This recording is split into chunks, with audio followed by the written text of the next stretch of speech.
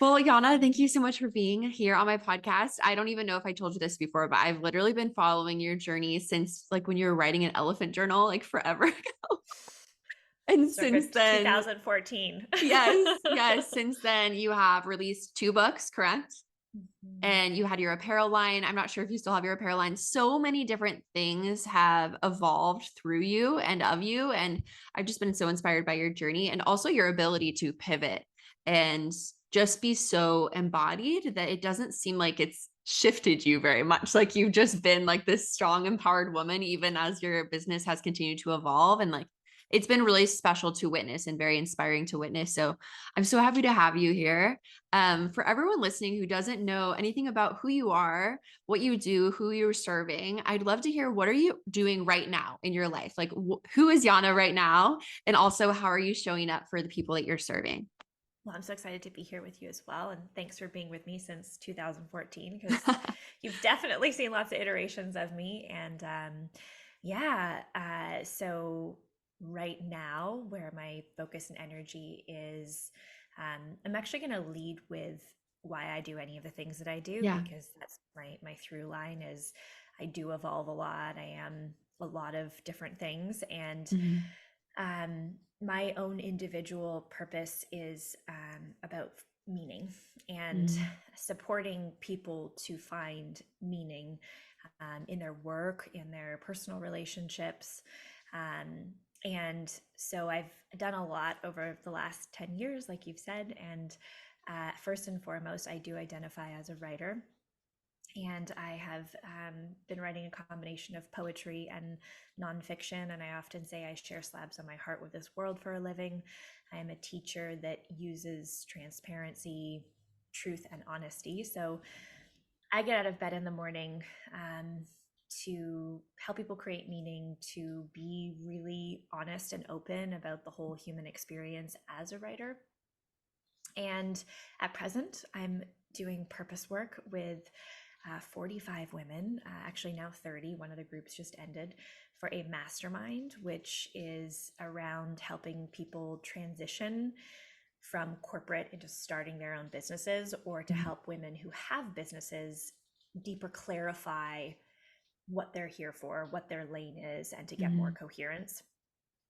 I also do speaking. I work in corporate retreats with companies, doing poetry workshops to help create belonging in the workplace and foster relationships. Yeah, I do a lot of things. I'm currently have a contract for two poetry books that I'm Wow. just finalizing, and then I'm also Amazing. working on a book proposal of my first kind of nonfiction. I don't want to call it a memoir because you write memoirs when you're like 75 and about to die, but it's and I also don't want to say it's like Eat, Pray, Love, and Wild, because that's what every chick says who writes a book. But my essentially that book is also my search for meaning in my life, and which includes finding and meeting my dad for the first time, Mhm. and starting my life over, because I definitely hit a wall where I wasn't happy anymore. You know, I was serving and Mhm. bartending and living in Edmonton, Alberta, and I did not have color or fulfillment or joy, and had to start over. And that's a big part of what I teach as well, which which is I do Mhm. think that our truth is our medicine. Mhm. And that's a program I've had over 1,000 people go through, and is also a big premise of what I do with people, which is over and over and over again, trust what is inside of you. People will send me a post they want to do that are working with me and say, is this too much? And I'm Mhm. like, fuck no, it's the perfect amount of much, because it's you, and don't even Yeah. ask me, just share it in the Right. world. Mhm. So yes, and I have apparel, and at different points in my business, I've done retreats and all kinds of Mhm. different things. But right now, primarily supporting women to get on purpose, Yeah. That's and incredible. writing. I love your emphasis on purpose. And I feel like that's something that's really missing from the online world, from the coaching world. It seems like everyone's a coach now. And I feel like a lot of it has been sort of like profit based instead of purpose based. And so I love like the paradigm shift that you offer to coaches of being like, yeah, I work with a lot of women who already have their business, but they kind of are like, okay, wait, what's my purpose? And I think something that's really special about you and witnessing you over the years is I feel like even though you have changed in what you are doing and what it may look like, you've been anchored in the same purpose. So I'd love to chat with you a little bit more about what do you mean like when you say purpose work? Like, can you dive into really what that means? Because I feel like a lot of people are listening and like, I call myself a hormone coach, but that's not my purpose. So how would you actually define what someone's purpose is? And maybe what does that look like for you? Like, what does a woman in her purpose look like? So many good questions. I'm gonna start with also just tracing purpose work, because Mhm. Simon Sinek is the most known, I would say, purpose work thought leader today, right? Simon Sinek has a Yeah. great TED talk called "How Great Leaders Inspire Action," or "It Starts with Why," and I love that TED talk. I love how he shares it. Purpose work is kind of abstract, and that's why it's Mhm. also a little hard to define. And I've talked to, I surf with a guy who just did Oprah's purpose. And I know a lot of different people, and I always say to them, like, is it a little abstract? And they're like, yeah, absolutely it is. Joseph Campbell, who wrote The Great Works of Our Life, he called it Mhm. our true calling, our soul's calling. It's been called our dharma, our Mhm. life's work. Essentially, the way that I think of purpose is the energy and um, the commitment that we have with something that is meaningful, that belongs to us, that we are going to funnel through anything that we do. So Mhm. a lot of us, and a lot of people come to me being like, I need to figure out what that one thing is. Like, am I a poet? Am I a coach? What's my niche? What's my avatar? And there's Yeah. lots of business terms. And Mhm. even women in my mastermind forget. They come in and they're like, I'm going to get clear on that one thing. And I'm like, Mhm. no, that's not what it is. Right. The and also there's a word that we name and we define as our purpose, Mhm. but there's also this energy of it, right? So I'm Mhm. sure that you know this. Like yesterday, I had these two incredible coaching calls, like an incredible purpose session where this woman was like, you've just clarified everything for me. And then I Mhm. had another call with this huge breakthrough of somebody I've been working with for 3 months. And it felt like it was this cascade of all of these breakthroughs needed. And it had been leading up to that. And there's an energy inside of that I feel, right? It makes me feel really Yeah. alive and energized and clear and full of conviction and confident and bold. And like, I get off the call and I'm Xena the warrior princess. And I just feel like, yeah, I'm in my fucking lane. I'm Mhm. really good at this, Mhm. and feeling used up in this great way. And so, Mhm. um, I'm gonna, as I've done more somatic work in my life, it's like there is a feeling and an energy to being on purpose, as Yeah. well as the 15-second elevator speech and the word that we name and all Yeah. of those pieces. So I think that it's less, actually the big gift of purpose work is it gets to be something that belongs to you, that you understand Mhm. and that you can tell people, but really it's for yourself. Yeah. And then there's no right business model. Yeah. There's no right offer. There's no right price point. There's just freedom Mhm. to over and over and over again pivot, Mhm. reinvent, and know that it's the gas in the car that you can put into any car that you want in your life. Right. And that's the beautiful, spacious freedom, liberation, is knowing that we can be on purpose in so many ways. And Mhm. um, I have been on purpose as a one-on-one coach. I've been on purpose for a year, I had 500 people in my program, Your Truth is Your Medicine. I am on purpose when I get on a stage. I am on purpose when I'm writing a poem. It's this essence, that we get to put into something. And it's also really liberating about our purpose is that when we show up and get in our lane, number one, I think it's the greatest generosity that we can have for ourselves, because Mhm. it's fulfilling and it's Mhm. meaningful. Um, and it's also the greatest generosity for the world, because when somebody is really good at what they do and they show up, I mean, we're helping to unfuck the planet in the ways it needs to be unfucked. Like, Yeah. women's hormones are fucked Mhm. up right now Mhm. from so many different Everything. things, Yeah. right? And so it's like, and that's not also your purpose. That's the way and the what that you're giving it. Right. There's something Mhm. underneath that that is Mhm. different. And so it's liberating because it's your unique purpose. Yeah. And it's also, it doesn't matter. I always kind of, to give example to, like, a yoga teacher is not teaching yoga. That class is a stage for their why or their purpose, Mm. their words, the energy that's going through them. So every yoga class is going to be unique, and every Mm-hmm. teacher is going to have a different energy and a different, like, it's a stage for their Mm-hmm. purpose. But then they could go and become a lawyer, Yeah. and like there could be a totally different stage, Mm-hmm. or the president, you know? So I hope that, like, for instance, my purpose is meaning. Mm-hmm. And how I support women to create meaning Mm-hmm.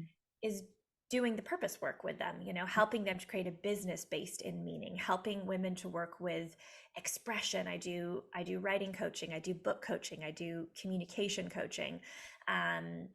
That also helps to create meaning. When I go into Santa Barbara and work with this company called Go Digital Media Group in March, and I'm doing workshops with C-suite and executives, I'm bringing meaning into the workplace, Mm-hmm. meaning into the relationships and the business.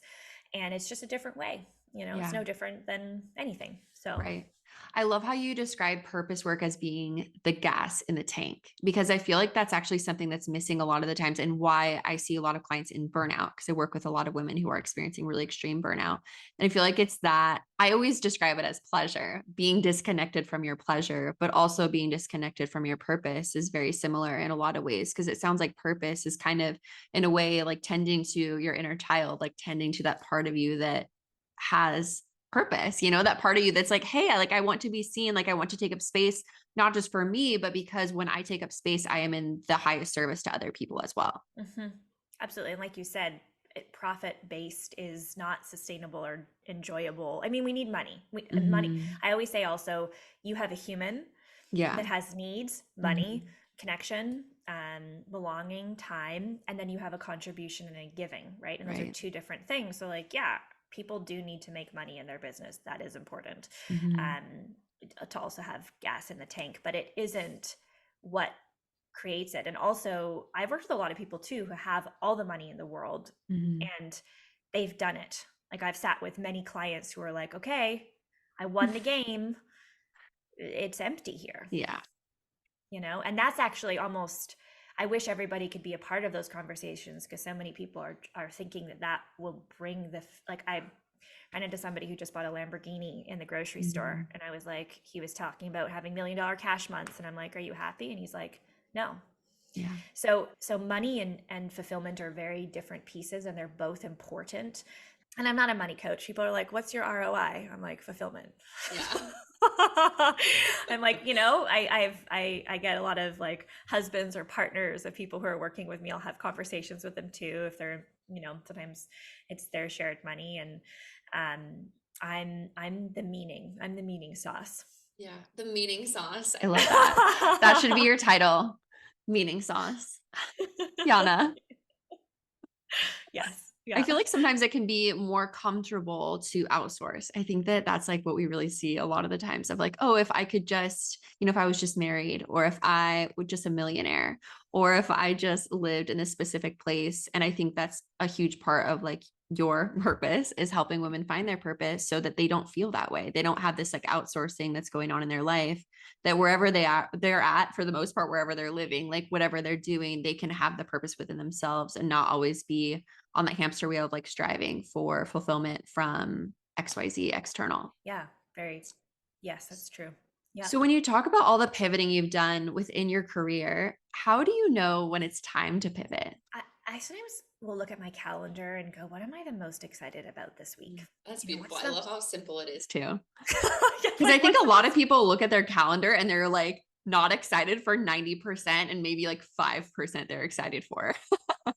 Yeah, absolutely. And for me, again, it has to be meaningful. Like, Mm-hmm. I even had a conversation this morning with somebody from the partnerships team of Substack, and she kind of jumped into business, and I was like, I had to, like, reel it back and be like, cool, I want to find some meaning before we go into the business, because Yeah. I'm not into, like, the business of doing business. That's not what Mm-hmm. I'm here for. So Mm-hmm. there has to be meaning. And that's also a beautiful thing about purpose, is you learn the essentialism of saying no to everything that isn't on your purpose, right? So if it doesn't align with, or doesn't feel like And again, you can be on purpose in a lot of ways. It's also, what are the ways that you want to be on purpose right now? Right? Like, what are Yeah. the most aligned ways? And I woke up in around, I remember I woke up like one of the last weeks of December and got this really clear message of, this year is going to be about less people and more magic. And I fluctuated with really wide business models with 500 people in them, having just a one-on-one practice, making all my money as being a writer. I've played around with a lot of different ways of being accessible and giving my purpose. And so the energy, the message that came through, and for me, there's also like, what's the financial baseline? I do some math, some left Yeah. brain logistics too, of like, cool, what does that look like? Because I Right. live How in can I fucking break this down? Cardiff by the Sea, California, and my dog eats farm raised rabbit, and like, that's $400 a month. And Yeah. Zeus is um high maintenance. A low maintenance, high maintenance, like California style. yeah, he goes to a Tuesdays. It's raining today, so we're not going to go. But there's this place called Woof Academy, and they don't call Oh my themselves gosh. daycare. They call themselves a socialization camp, and it's Oh my basically gosh. 40 doodles that run around, and that's our life, and we love it. We drink cashew milk that probably listens to opera music, that is organic, squeezed in the last moments of its life, and so I always look at my baseline, like, my life can run on like 300K. 300K is enough for like investment, certain pieces. Like 500K plus is cushy, and I can do that as well. But I so for me also, I don't know if I'm tangenting off, but in December, when I was like, what do I feel like doing? I thought about just working with like 8 women, 8 women for the year. And I also got really excited about doing like a 1 year mastermind. But then again, I think actually, even in our conversation, a lot of the women that I was meeting with were really wanting one-on-one presence. Mhm. And so I was like, okay, beautiful. Yeah. And so it's this ability to just be able to change and to listen to the urges of like, I can work with 500 people and make 300,000, or I can work with 8. And when I work with those 500 people, I'm also only doing a call a week. So Right. it's not like, it doesn't always, and sometimes it's really fun to have Mhm. a big group of people for a year that we're supporting. And I kind of feel like I'm on a TV show when I get on group coaching calls. I'm like, hey, hey, hey, Yeah, hey, I like like answering, 500 people. yeah, just answering questions, and that's fun. But then there's different seasons. It's like, Hmm. I'm sure you feel that too, where Oh yeah. you want to be more private. You're not Hmm. quite as like um, wanting to be accessible, Oh yeah, um, and absolutely.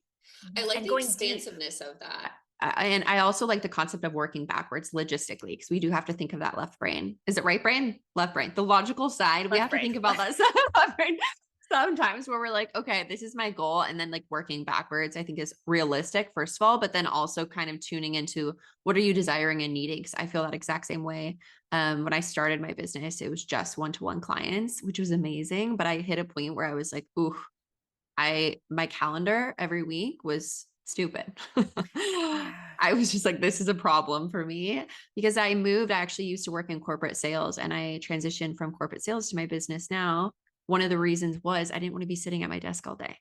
So having a lot of one-to-one clients, I was like, okay, something needs to change. So I definitely resonate with that. And probably since you've been doing this for so long, you probably have years where you're like, actually, I want to have more one-to-ones, and years where you're like, okay, I really want to be kind of hands off and get on these Mhm. like 500 people calls, and also be like writing my book. And you have a lot of flexibility to kind of get that to look however you want to. And I would assume also that your nervous system is very, like, you trust yourself to be bringing in a certain level while also changing what your business model looks like for that year, which I'm sure took a little bit of time. Yeah, absolutely. All of those things are there. And I've had years where I don't do one-on-one. And Mhm. then like right now, I'm going pretty deep with a lot of my one-on-one clients and love that. And I can definitely relate to what you're saying. And somebody, actually not somebody, I had a coach, Rand Woodchatz, years and years and years ago, maybe 10 years ago. And she said something to me that's always stuck with money, about how much money we can make. And so I think about the good metaphor is like a coffee cup, right? So we have Mhm. this this context, this belief around how much money we need, or knowing this, like I just told you, like 300K is like Mhm. my like cool things are like cushy. Zeus has farm raised rabbit. 500K might be like more money into investments or savings or different things. Mhm. Um, and then so like I know what my enough is. Mhm. And mine's a spacious enough. Mine's a California enough. I'm aware of that. I've had $4,000 a month. That was my first shift actually, because I Yeah. grew up on welfare with a single Mhm. mom, like dumpster diving, and have had to do so much work around financial capacity and Mhm. trust. I actually have a webinar that's a free resource that maybe I'll give to you and you can tag to this podcast, called Yeah, I will. Be the Woman Who Can Afford It. And it's like a 3 hour download. Probably should be charging for it, but not yet. So you can have it. I will link it in the show notes. There we go.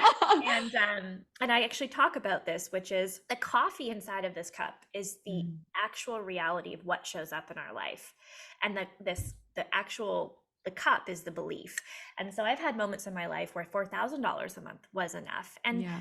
I don't know about you, but usually when I know what my enough is, some way or another it shows up. Mhm. I've never not made rent. I've never, um, and I also, it's not about just sitting on the couch and being like, money will arrive. Like, no, Right. you actually have to fucking make initiation. Sometimes I'll Yeah. get a $30,000 partnership in my inbox and I won't do Mhm. anything. Mhm. But most of the part you have to initiate. Most of the Yeah. part you need to go like, cool, I'm like, come December, I advertised and said like I want to work with some women around getting out of their way and not Mhm. hesitating. We had a call, a lot of people like, Mhm. and I did initiate. Mhm. Um, and and so there is an initiation that happens, but you need to figure out what your enough is. Mhm. And Absolutely. there can be like an enough. There can be a bigger enough, but it's like, what is my enough? And then also, what's my capacity, Mhm. right?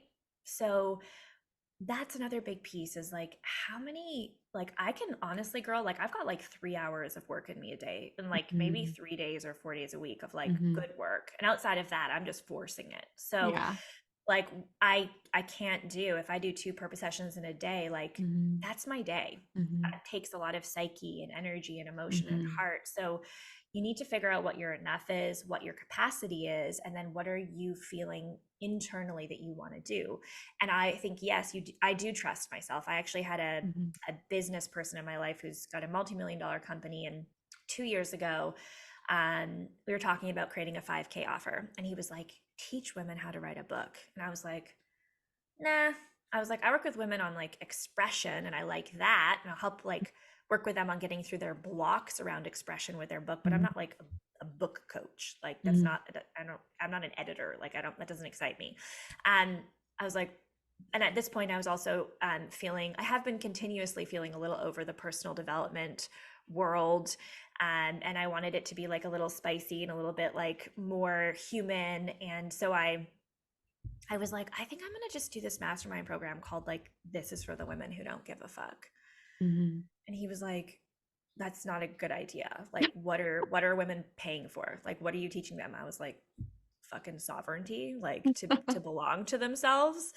Um and that's the title of a poem I wrote in Mhm. 2014 that has 2 million views and is title of, my book. And I just wanted like a bad bitch space. And I actually Mhm. like sent out a gift of these like herbal cigarettes that had like catnip and lavender. They didn't actually have tobacco, and a journal as like the welcome gift to the mastermind of like, we're a bit of bad bitch and we're a bit of like, let's do some breath work, Yeah. and take care of ourselves and drink enough water because we're big plants. And I had 4,000 women that filled out the application. Wow. So you do have to trust yourself. You have to Yeah. trust the ways that you feel. And then also this year, I'm finishing my mastermind. I did it again Mhm. this year. It made 300,000 last year. And then this year I've done 3 cohorts. So I think it's like 220,000 or something. And Mhm. um, this year I ended the 4 months and went, I need more time with people. Like four Yeah. months isn't enough time. So you just have to listen. Mhm. Again, that's the premise, I think, of what my work was for the first 10 years. I think it's Mhm. shifting right now. But you got to listen to what is inside and what your truth is. Again, your truth really is your medicine of like, what am I excited about? And also when it starts to feel heavy, you have to let it go. Mhm. You Exactly. Know can't when it's stick time to to it. shift. Yeah, Yeah. exactly. I think that Mhm. has to do with the capacity piece, especially like realizing the relationship between the capacity and like your ability to hold, like it's connected. And if you're like And just our taxing your interest. capacity, yeah, exactly. Being Like, able I to don't know, shift. like I've taught something 3 times and I get bored. Like, Hmm. I just get fucking bored. I'm like, I'm done talking about that. Me I've too. channeled it. Like, that's evergreen. That shit's Yeah. evergreen. Like, don't Yes. talk to me about like your relationship with money. Go watch the recording of the webinar I did. Like, it's basically we should be excited about new things, and we should Mhm. get bored of things that we've done. There's like a Yeah. natural, and it's exhausting to continuously recreate the wheel as an entrepreneur. Yeah. So then I think the great medium is like Kim Anami has a great business model. Do you know her? I She's like a don't. Taoist sex coach. She has her programs are called like the well fucked woman and vaginal kung fu and come together, Okay, I like actually couples feel like I programs. have heard of her because Yeah. her brand names are so iconic. I'm like, I'm remembering this. Yes.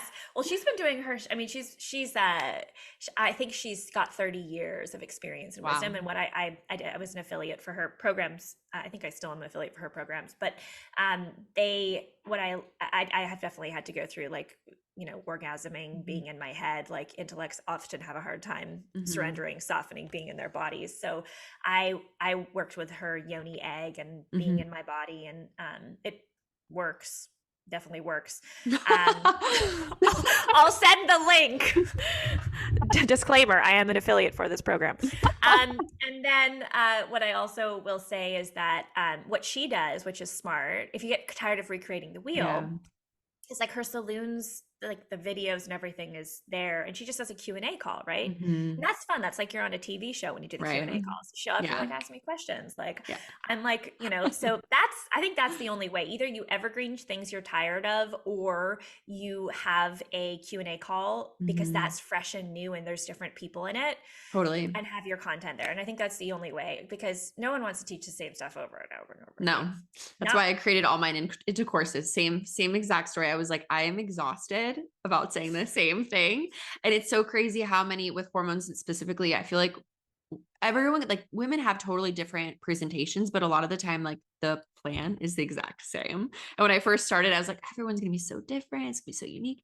And everyone is so unique, but a lot of the times the body heals in a specific way and we do the same specific things. And that's why I did that exact same thing. I was like, I am tired of hearing myself. And I think also just giving any coaches listening, any entrepreneurs listening, like the green light of grace of just like, it's okay. Like, stop putting so much pressure on yourself to be a specific way. I think it's just so easy to get very trapped in comparison in our current entrepreneurial world because so much is online. So we are seeing a perception of someone's life way too much and then naturally comparing ourselves to them. So I know that this is something we wanted to dive into today as well. And I saw your post yesterday. I loved it. I was like laughing out loud.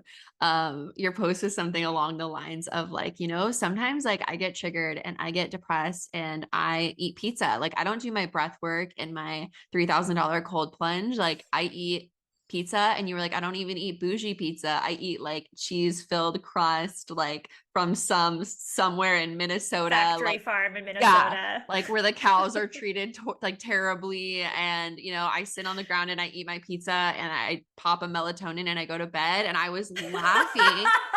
And I was also just like, this is why I love you. And this is why so Mm. many people love you, because you are so yourself and you are obviously very successful. But I feel like you give so many of us this beautiful permission slip to be a human. Yeah. That's been my thing forever. Mhm. I don't know if you know this, but I wrote an article about my very human, multifaceted experience of realizing I was pregnant and having an abortion, and I shared all of it, just like a normal human, just like a girlfriend that you're talking to. Mhm. And I remember getting like 400 comments and emails and messages from women just being like, wow, no one's talked about that. And one of them was like, my dad dropped me off at the clinic and told me never to tell anyone, like not Mhm. even my mom. I'm 40 and you're the first person I'm telling. Mhm. And that was really what put me on. That's actually that was the moment that I met my purpose, which was now I'm saying my purpose is meaning. I do think that a huge piece, and now the how, if you know about the Simon Sinek chart, there's a how Mhm. and there's a why, um, is using transparency and truth and honesty about this human experience to support people Mhm. um, in creating authentic belonging in their lives. Like for the Mhm. first decade of my year or my work and my career, I really think the how was truth and the why was authentic belonging. And now I feel like it's shifting a little Mhm. bit. It's still a huge premise of what I do, but I'm Mhm. excited about meaning now. Yeah. You got a purpose for a decade and then it shifts a little bit. That's normal. And yeah, so I do think that's been a through line for a long time is I don't deserve to be here and to be on your podcast and to talk because I'm special or I'm a unicorn or I meditate 8 hours a day, Mhm. never fight with my boyfriend or any of those pieces. Like Mhm. um, people who go into the world and risk and start anything, they're Mhm. just humans.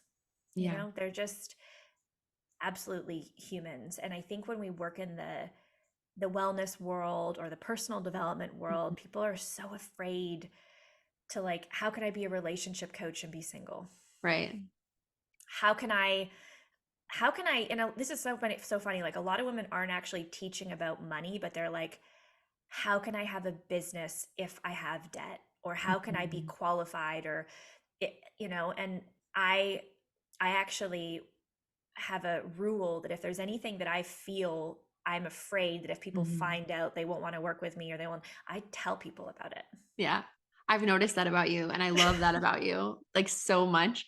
And I feel that. I mean, I honestly think everyone feels that even if they're not an entrepreneur, probably in whatever industry they work in or within their lives at some level, this, like, worthiness wound that we all are hiding so desperately, yet we all have, like, raging worthiness wounds.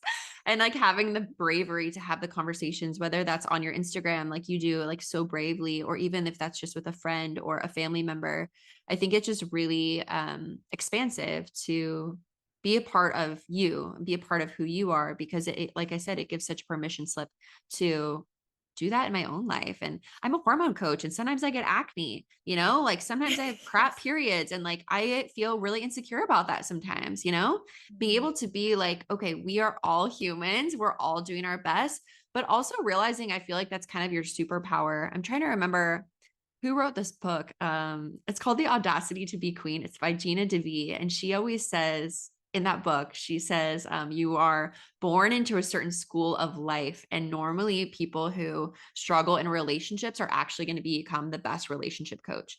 Actually, people who have struggled with their health are going to be the best health coaches, because not only are they going to have like a huge toolkit of what has helped them, but they're also going to be able to resonate and relate with people in such a more deep, authentic way when they are having like an acne breakout, or they are having like an awful breakup, or they are reattracting that like toxic narcissist, because they can understand what that person goes through and not have this level of like shame or misunderstanding or whatever about their client or the person they're working with, or even just their friend who's sitting next to them. Yes, it's so true. And I love the word audacity because I think that Mhm. word, I use that word as well. Like you have to have an audacity, to Right. go into the world and do it. Um, and I love that you shared that piece about like that own part. And that's a huge piece that also shows up is the second that I do purpose work with somebody, they're like, oh my God, how can I ever be that 100% of the time? Mm-hmm. I'm like, It's you not don't. possible. You Yeah. don't. You commit to it, Mm-hmm. but you have moments where, do you think that every moment of my life is meaningful? Do you think that I speak my truth every moment of my life? Right. Fuck no. But it's those moments where I'm not living my truth or where I'm in something where I'm like, fuck, this doesn't have meaning, that Right. become teaching moments later on. And that Mm. also all life is a hero's journey of like valleys Yeah. and mountains, valleys, and there's no just mountains, Mm-hmm. right? That's a terrible, it's a terrible story. We need to there needs to be obstacles we need to Right. overcome. And so part of that is actually a good example of that is I remember launching Your Truth Is Your Medicine, which is Mm-hmm. my big program. And I started to feel kind of trapped in the how we didn't like offer it yet, but it was supposed to be a year and all these things. And I started, the whole program is about going from trapped to liberated through truth. And I Mhm. was like, oh my God, I'm feeling like trapped. And I called my friend Mark Groves and I was like, I'm a fucking hypocrite. I'm launching this program about going from trapped to liberated and I'm feeling trapped. I'm feeling like this contraction. Mhm. And he said, well, it's not about never feeling trapped.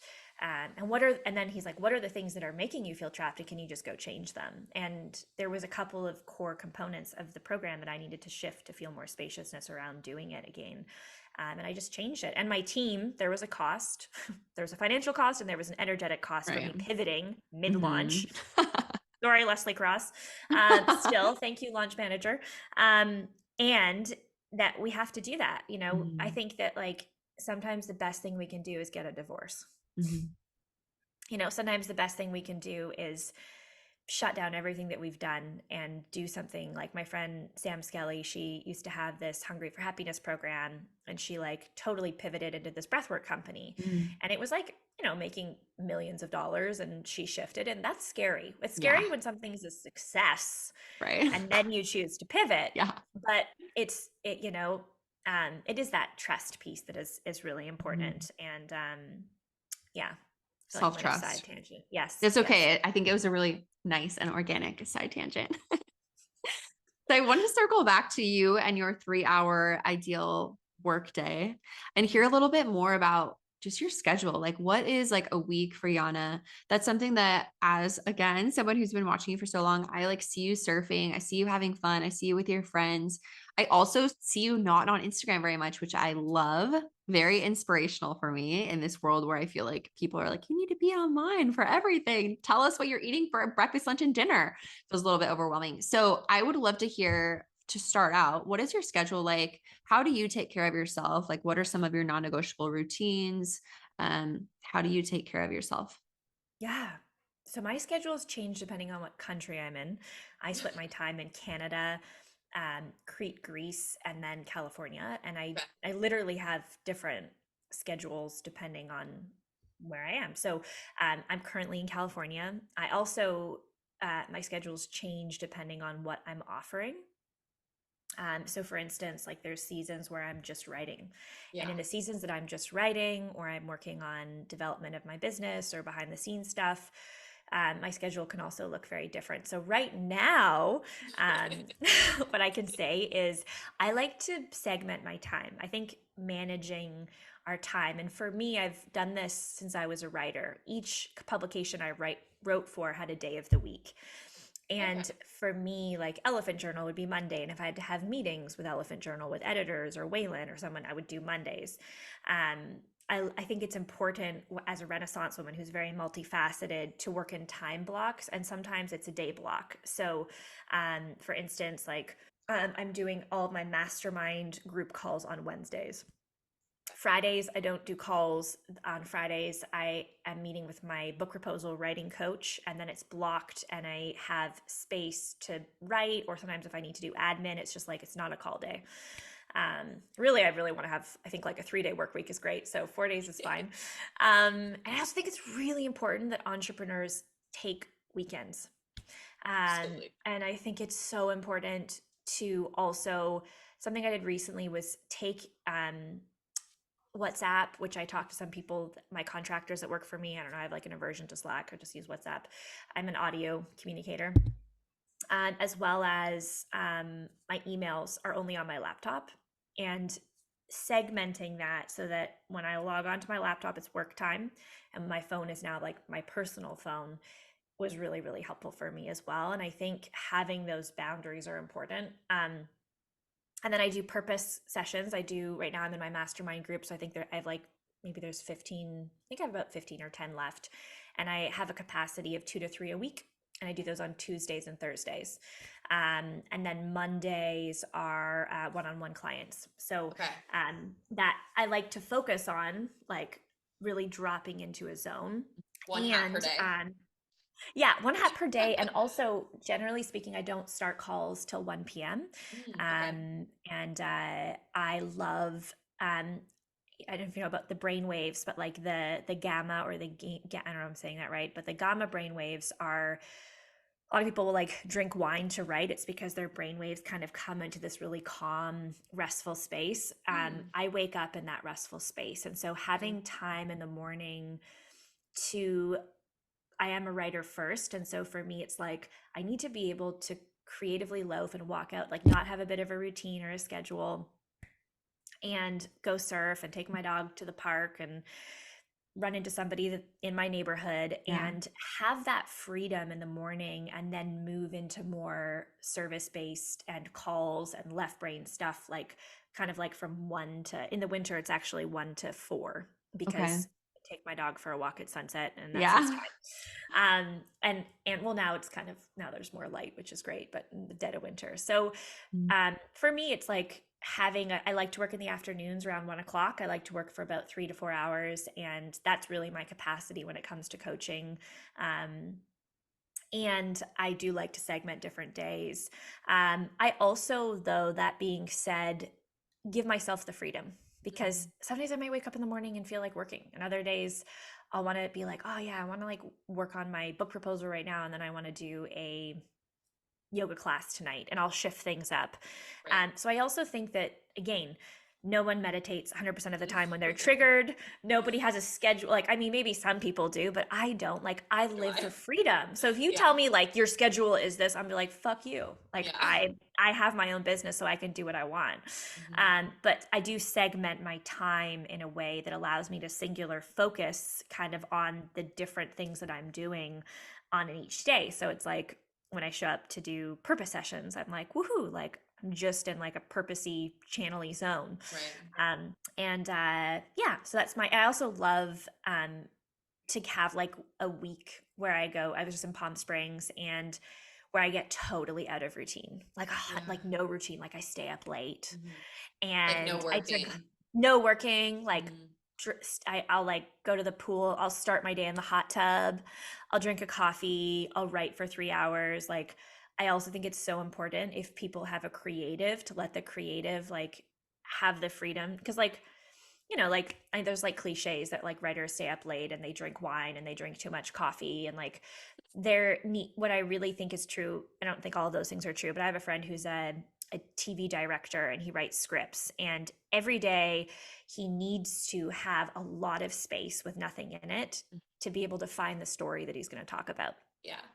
And so my creative too, like I like having a week or 5 days or 4 days where I go and like nothing exists. It's like just, and I just did that. I was working on my book proposal and writing and working in Palm Springs, and that's fun too. But then I like structure. I like waking up and surfing and cold plunging and breath work and meditation. So I fluctuate, and I think it's more important to know what you need each day than to just commit to something for the fuck of committing to it. Absolutely. I totally agree. I think there's definitely a balance between, I always call it inner union, like the dance of like the feminine and masculine within everyone. Because I don't know who said it. There's that quote that's discipline is the path to freedom. And that could not be more true, because if we were just flowing all the time, we would also get burnt out. But also, if we like woke up and had like this insane structure of every hour you have to be doing something specific, you'll get burnt out too. Yes. Yeah, absolutely. I think also, like, as a creative, checking in with what is my body needing today and exercising that muscle of like intuition, because that's really what it is going to deeper connect you to your creativity as well. Hmm. Yeah, So when you absolutely. say that you write, I'm so curious about this. Do you like, what is your writing process like? Like when you are writing your book, like just a little, I want to hear like a little snippet about it. Like, do you get into like a flow and like write about whatever's coming to you and then kind of start writing like for your proposal or for whatever is like work that day? Or do you just hop right into work? Or what does your creative process look like, especially on days where you're not feeling super creative, but you're like, okay, I have to do this today, or this is like my hat today? Right. Well, I've actually never had a moment of my life where like I have to do writing, which is kind of nice. That's amazing. Like That's the goal, right? I don't. And honestly, I've been having a really interesting experience with this book proposal for this kind of like normal people, like longer form book, because I always say that poetry is like a one night stand. I have never edited a single poem. I believe that I like channel whatever, get in the zone. I feel it coming. I write it down, and it is good. I make up words. I like, I'm really like, again, freedom is a huge value in writing and expression for me. And and so, not that I don't care. Like, I spent 6 months on the order of the poems in my first book, and I actually had to have a call with somebody who was like, "It doesn't. It's a collection of poems. It doesn't matter." So I care a lot, but I don't edit things. And I think that it's important to write when I feel it. It's not like you don't want to just like force sex when you don't feel it. Like, you want to have sex when you feel like having sex, and that's how I feel about writing. Is like, I have to feel it in my body. Like, yesterday, I left yoga and I really felt this urge of like, oh, I'm gonna go write that right now. And so I'm not a Stephen King, sorry, like sit in a room from 9 to 5 and wear a suit and force it out. Like, that doesn't really work for me. And I've been trying that with my Fridays. Mhm. Um, but I think that, like, the difference between writing a book of poetry, which I honestly have 8 books of poetry written. I've got 2 more that are coming, and then there's a lot of poems that I've written. Um, with the book, it is more structure, but you can't think of writing a book all at once. If you think about writing a book all at once, it's like Everest, right? Right. But it's just like, what is one short story? What is one step?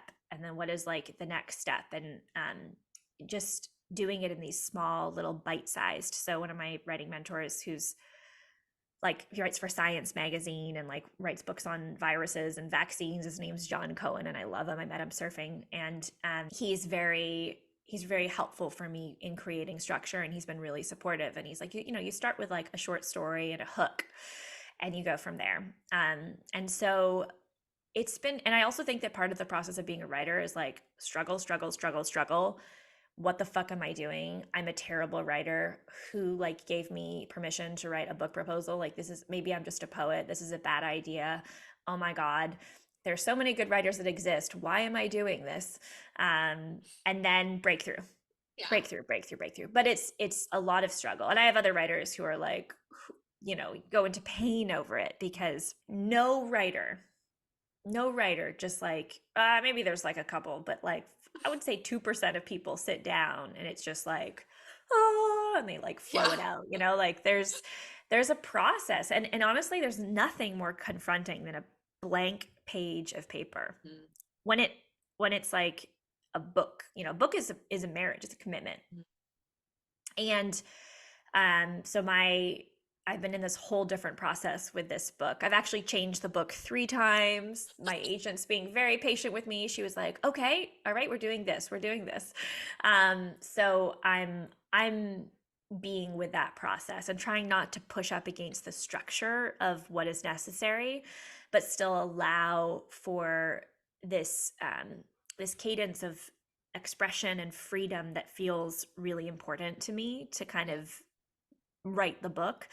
But yeah, sometimes I write stuff that sucks. I'll sit down and force it, and I'm like, oh my God, this is literally just like, but Anne Lamott talks a lot about that, about like needing to write shitty first drafts and second drafts and third drafts. And yeah, so my creative process is uh, write when you feel like it. If you're never writing, then you need to have some discipline. Yeah. Um, and I think that I'm learning that the Anne Lamott Bird by Bird, for anybody that wants a book, oh my gosh, so good, so brilliant. She's really good. It's all about writing instructions Okay. for books and life, and she's Mhm. hilarious, and I love her. And I feel really understood reading that book as well. So, but really, writing a book is probably the hardest thing that people can do. I'm sure. Also just having your own business, but I feel like writing a book would even be more so this way. I feel like all of these pursuits are very self confronting. It's like you're looking at a mirror of every single one of your flaws. Also, like recording yourself. Like, I've been realizing this recently as I've started a YouTube channel and I'm watching myself talk. I'm just like, oh my gosh, it's just so confronting. So confronting, all the things in our head, all the things that we say, having to like look at our shit and be like, okay, this is. Mhm. And I also like what you said about being like, it's okay to write a really bad first draft. And like, that's a part of being a human. I think all of this is just such a big permission slip of being imperfect, which I think is something that our world is really hungry for right now. like I said, with all the comparison, all these people online, on the online space is just blowing up so much. And that's something I'm super grateful for you and for this whole conversation of just, do things, but do things messily, like do things with grace, like do things like go 100% in and then to turn 100% around. You know what I mean? Like it Mhm. doesn't need to be this perfect way. And newsflash, it's not perfect for anyone. It's just everyone's kind of hiding. It's so true. And you belong not because you're perfect, and I Right. belong not because I'm perfect, but we belong because we are ourselves. And Right. so it's like that's it. I should love Yeah. what you just said too, because I bought this painting at this art show that's my first take, I was like, it's kind of messy. And then I was like, wow, it's so beautiful in its messiness, you know? And that's it. That's really it, is like realizing we belong and putting ourselves on the menu and on the map because we are this unique individual rather than because we're perfect or we've accomplished things. And InQ, who's this award-winning poet, he's been on like Oprah's 100 and blah, blah, blah, blah, blah. I remember having him in my program to talk, and he was like, I was like, I'm going to read your bio. He was like, fuck that. Don't read my fucking bio. Bios are for people who care about what other people have done. Like, I'm a fucking human. My name's Adam. I write poetry. What's up? Let's talk. Yeah. Um, and That's cool. that's it, you Mhm. know, and by the way, you're very graceful, and I'm glad you're doing a YouTube because you're good at talking. Thank you. Thanks. Oh, Yes. I just think it's good to be honest, like you said, like with the feelings that come up, because I would have never thought that you would write a shitty anything. Like I've read both of Oh, your books and they're beautiful and they make so much sense to me. I like the way that they're put together and like all of it is such an experience. It's like listening to an album. And so I think it's good to hear that. Like it's good for people to be like, no, like it seems like you have it together. And then for the person to be like, no, like I doubt myself all the time because that's part of being a person on this planet. And we doubt ourselves and we judge ourselves and we do things imperfectly and we hope no one notices. And look, no one notices. yes. Yeah. Absolutely. Yeah. And Yeah. it's important to nip the shame by the butt when it shows Yeah. up. Just or the bud or the bud. I don't know what the phrase is, but Me neither. just I think it's the bud. And yeah, and just I think like that word audacity is so important. Like if anybody is in the world being seen with their art and their work, they've just had the audacity to go like this, you know, Exactly. this because it's meaningful, it's important, I want to do it, it's going to be fulfilling. and and also one thing that is a big core part of my work that I really believe is so true is that when you create something, so whether for you it's a product or an offer, an idea, or if I write a poem or whatever it is, you really have to write and create as if you're on the moon, and no one's ever going to read it. Yeah. No one's ever going to see it. You can't think about the audience. You can't Mhm. even, if you start to think about them, you're fucked. Mhm. Like, and I hate it when people come to me and they're like, what is blah, blah, blah. It's like, no, what is inside of you? And Yeah. that 50% is actually our 100%. That's our whole job, is to write like we're on the moon. And the second that we hit publish or send, or a book goes live, then the other 50% is the audience, is people experiencing themselves through you, because we're all just walking around with big ass projections looking at the world through ourselves. Like it's not like, you know, like there's, and we don't control that part, and we want to control, we want to be understood. We want people to know what we're saying. People misunderstand me all the time. They'll read a poem and hear something totally different, and I'm like, cool, you understood what you needed to understand Right. about that. Mhm. And we go into suffering because we want to have more likes, more views. Like I have several people I know who have 2,000 Instagram followers and make six figures. Like you don't need to have a huge audience, you don't need to have all the things that you do. And I think that I say right off, but coming back, just really understanding that your lane is that 50%, and Yeah. that it, you can't think about the other people, right? Mhm. You have to trust. Like if I would have listened to my friend who was like, this is for the women who don't give a fuck mastermind, Right. terrible idea. Like I've made over 500K from that product. It was a great idea. Women have Mhm. loved it. It's been really purposeful and inspiring. And so there's that important piece and line. And that's how we create also that authentic belonging for ourselves, is through that. And so let our business be a space of trust and like our 50% and our authentic belonging. And then it is important to have a conversation with your audience, and for Yeah. their, like there's resonance or not resonance sometimes, but that just knowing what your responsibility is so important too. Yeah, the boundary conversation. Absolutely. I love that. Thank you. Especially from someone who is so vulnerable and so brave and has been for so many years. I feel like that's such potent advice. So I appreciate it. I know the listeners will be appreciating it as well. So in closing up, I have some little like rapid fire, like fun, quicker questions. Yeah. So, what is the best business advice you've ever received? The two things that are showing up are a Maya Angelou quote, which says, "Don't pick it up." Mm. Like, don't pick up the love, don't pick up the hate. Again, just be in your space. And the other one was, "Don't turn molehills into mountains." It's a good one. Easy to Hmm. do. I like that one because it's really easy to. Um, and also my first mentor, she said, "Yana, just change one thing." And that's how I started. So without that business advice, I would not be on this podcast. And yeah, just change one thing. Just offer one thing in the world. Do one art show. Do whatever that one thing is to put ourselves into the world. So that was three pieces. Sorry, go ahead. It's okay. I love all of them. I love all of them, especially the change one thing, because I love how simple, but how potent that is. I mean, that could be with someone who is not feeling happy in their life right now, just going to like an art class, just go doing something different, do something, move, you know, do something Yeah. different. I think that's very impactful. I liked all of them. So thank you. Um, okay. Next question. What is the best investment you've ever made? So it can be financial, time, whatever, interpret as you will. The best investment I've made was committing to wanting to know. Like I've been writing since I was in grade 3. I had a story published. I've been writing poems since grade 3, and um, investing in trying and Mhm. risking and putting myself out there. Mhm. Um, Packing my whole life up in a little car, moving to a small cabin, interning for $10 an hour with an artist so that I could be in the energy of somebody who had the audacity to do it. Yeah. Leaving my whole life, my belonging, my community to start over. Mhm. It wasn't a financial investment, but there was a lot of risk involved in that. And Yeah. I pretty much feel like I started my life over again when I was 24. So that was the best investment that I made. There's been a lot of financial investments I could talk about, but um, that first leap and choice was the best investment I've made. Amazing. Okay, beautiful. I love that. So what is something that you are really into right now? Again, can be anything.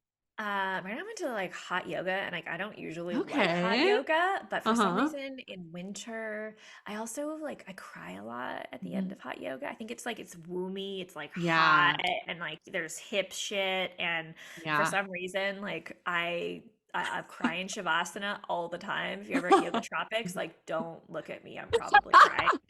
And I actually don't like hot yoga. Like I sweat a lot, and like I find it a little uncomfortable. I think it's better to warm your body up naturally, blah, blah, blah, blah, blah. But for some reason, right now, I'm doing hot yoga. Yeah, you got to follow that For now. Yeah. for now. Yeah, you have to follow it for sure. Okay, and then advice to yourself 10 years ago. It's impossible to see what is possible for us when we are looking at our life through the lens of where we are. Mm. And yeah, to not think that I know what is possible based on my lived experience so Mhm. far, because it's just my lived experience so far. My lived experience 10 years ago, literally 10 years ago, so it's 2014 is when I changed everything. It's 2024 is I was making less than $30,000 a year. I was bartending until 3 in the morning. I was serving. I was selling condos. I felt trapped, depressed. I hated Edmonton, Alberta. No offense. I like the Folk Fest. I like Remedy Cafe. But I really, my little Greek and part that like loved warmth and adventure and experience wasn't happy in the city I lived in. And Mhm. I got really depressed. And if I would have believed the narrative and the story and the experience I would have had so far, I would have Mhm. continued to have lived that life. And we are constantly making choices based on what our experience has been, and it's like we almost can't grow that way. Yeah. There has to be this leap into God. There has to be something else. And literally, Ray, if you would have said to me 10 years ago, like come into my office in the show suite where I was bartending, being like, you're going to have a business where you make $300 to $5,000 a year. You're going to publish a book that's going to sell 23,000 copies and be in the 1% of books. You're going to like live by the beach, surf every morning with like dolphins, and be invited to go to like a Santa Barbara corporate retreat and like speak to 70 incredibly brilliant creative people and have this like I wouldn't have believed you, Yeah. That's and I amazing. wouldn't have thought that that was on the menu for myself. Mm-hmm. Really, honestly. And so it's really hard sometimes, even in enrollment or like working with women, because I have to, when I sit with somebody on a discovery call, I have to believe in the part of them that they have no capacity to understand or see. Like I Yeah. have to see. I am often talking to myself 10 years ago, being like, oh, babe, there's like so much more on the menu for you. And we have to choose it for ourselves, which is the really hard thing. I'm sure you have that as a coach as well, is like seeing where people can grow to and go. And so yeah, like really don't believe your current narrative or reality of what is, right? Beautiful. Like Yeah, don't it's a believe good it. reminder. And also not being, I feel like we also have that same thing that happened in our community that we're in. And you probably had a bit of that as well. Like if you are like the people you're surrounded by, the people in your community, like we're all kind of, I don't know, a lot of the times, like when I was working as well, I worked at a juice bar. I quit my life. There's a part of my life where I quit everything. I worked at a juice bar and I was like, I need to start over. And my community was kind of the same way. I was just kind of like, I don't really think there's more possible for me, because the people that I was spending my time with too was like, there's not more possible for me. And we were all like those little people in Toy Story, those little Martians. They were like, oh, it's not possible for me.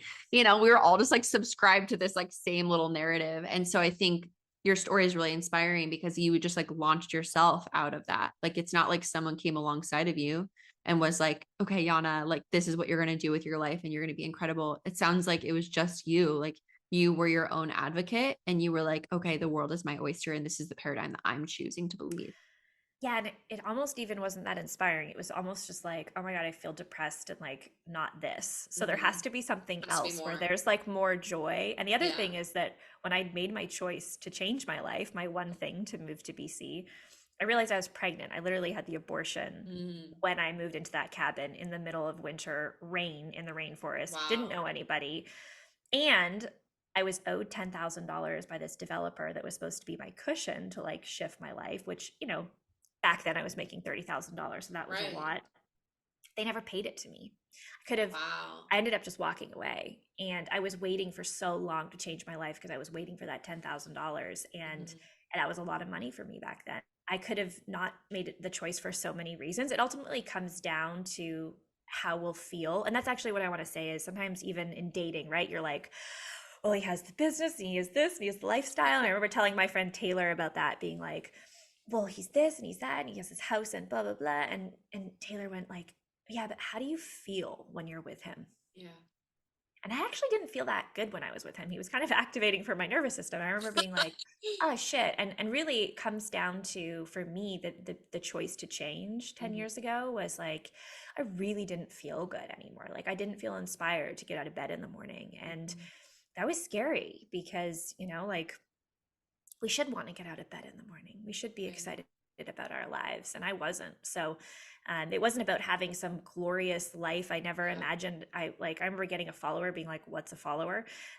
It's never been about money. I'm actually Mm-hmm. quite private. I'm a Cancer and I'm like, like Yeah. I get on stages, but like I would much rather like be kind of like Charles Bukowski and just like swear at people with my pen and never be public. So it's astounding to me that I'm a public figure sometimes with my work being in the world. Yeah. I feel like, yeah. So, yeah, I think if you're not feeling good, you got to change things. Mm-hmm. Yeah. And and your work is like 70% of your life force. Right. It's so much. If you don't So like your much. job, like I always say, like, you're a plant. You're like a little plant and your environment affects how you feel. So if your Mm-hmm. relationship sucks, your little plant's like wilts, right? Or Yeah. like your job, like you got to change, or like the place that you live, you got to change your environment so that you can feel good. Amazing. Okay. So what's next for you? That's my last question wrapping up today. What are you up to? Where can we find you? I know you said you have a couple books in the works. So what is next on the docket for Yana? lunch. Lunch. Same. and yeah, so right now I am working on some books. You can buy my first book is called This Is for the Women Who Don't Give a Fuck. My second book is called There's Cobwebs on Her Vagina. Yes, I called a book that. They are on Amazon. They're in bookstores, but they're also on Amazon. At the first one's in bookstores. I self-published my second book, which I don't recommend, or at least not if you don't. I didn't love the process. And I'm doing aside from writing, I'm working one-on-one this year. So there are a couple of spots to work with me, and I'm doing like an in-person 3-day retreat. And actually, I know we were talking about 3 months or 6 months.